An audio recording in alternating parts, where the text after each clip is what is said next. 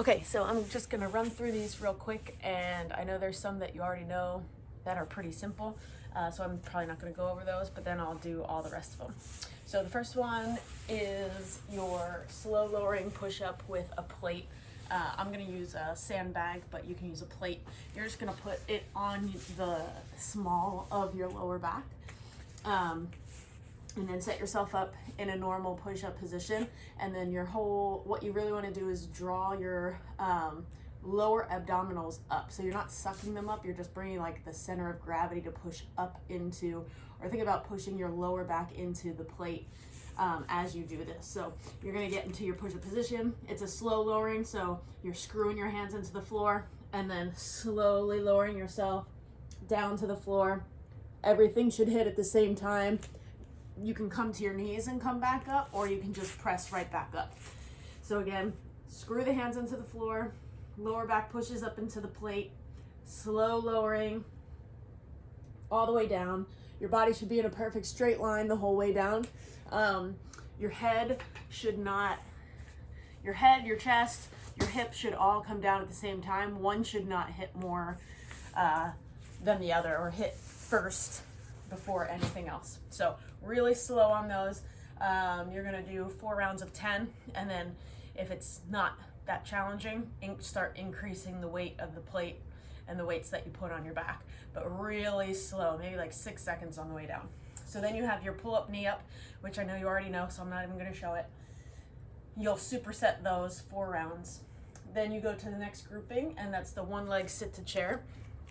So when you're doing this one, your biggest thing is to make sure, if you're having a knee pain or if it's uncomfortable at a certain distance, start higher so you don't have to lower down as far, and then start lowering down.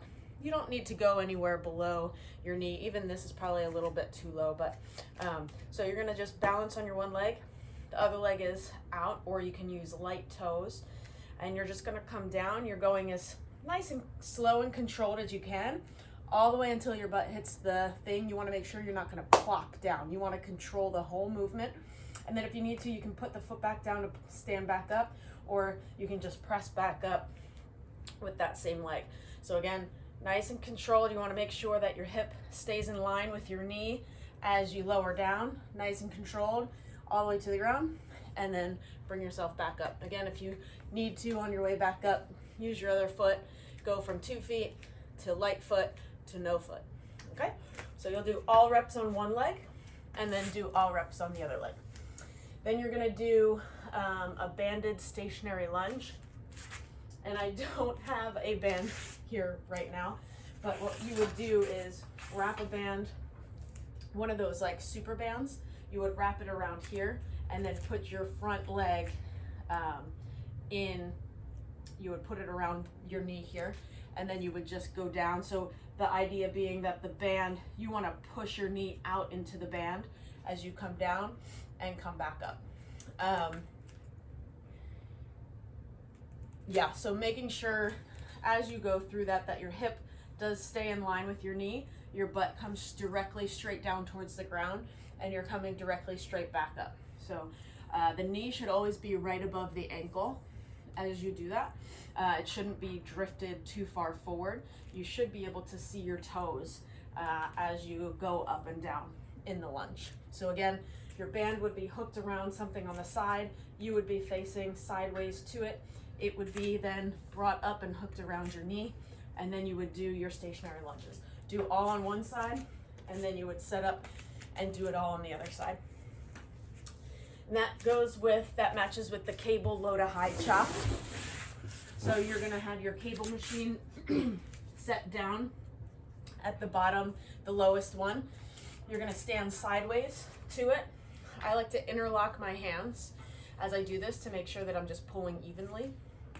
And so we're going from a low to high. So it's almost like doing a lateral lunge. So you're gonna come down into a lateral lunge. You're sitting back into your back hip, and then you want to drive. Your first thing is bracing your left or your outside oblique, and then you're driving through the leg to initiate the motion.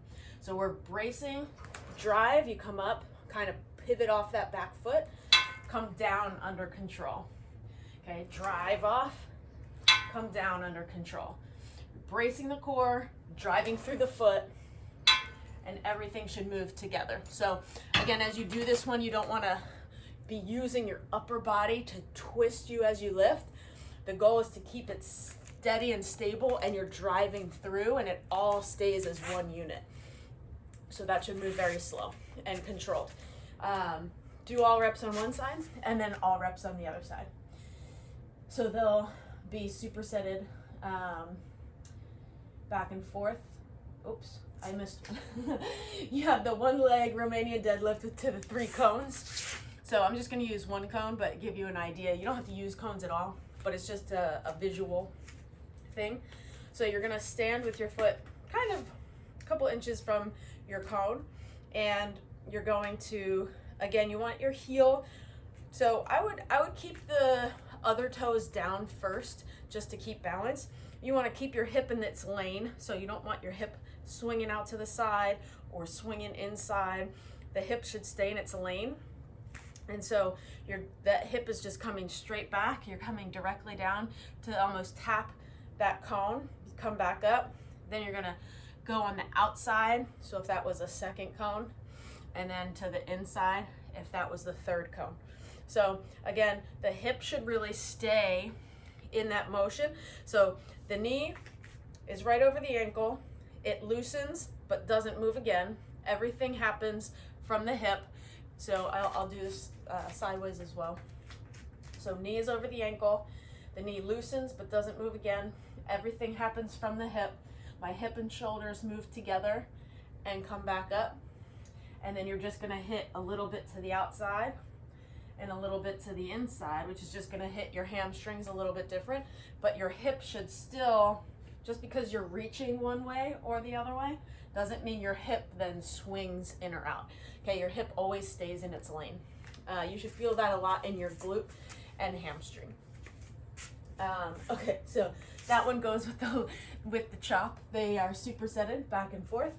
And then, so then we have ball dead bug and farmer carries. So our ball dead bug, you're gonna get stability ball, doesn't matter what size. You're gonna lay on the floor, and so just like a normal dead bug, you're gonna bring your feet up off the ground. You're gonna place the ball here. Your opposite hand is gonna push into the ball, and your knee is gonna push into that ball. So those are pushing equally, and then your opposite arm and leg are gonna go out and come back in. So you'll do all reps on one side, nice and slow and controlled, and then you'll switch and do all reps on the other side. So again, your opposite hand and opposite knee are pushing into the ball, and then the other opposites are extending and coming back in. All the while, we're really trying to make sure that the lower abdominals are staying down into the floor. And this one you'll probably feel a lot. You might even get some of that shaking in your stomach, which is good. That means you're working it and doing it right. Okay, and then that's matched with your farmer carry that you're gonna do a minute. So for this one, you're literally just thinking about a plank position, but you're doing it standing. You have your dumbbells at your side, out a touch, so you're engaging here, and then you're just walking. So you can just find a good bit of space and just walk for a minute, keeping this nice and controlled.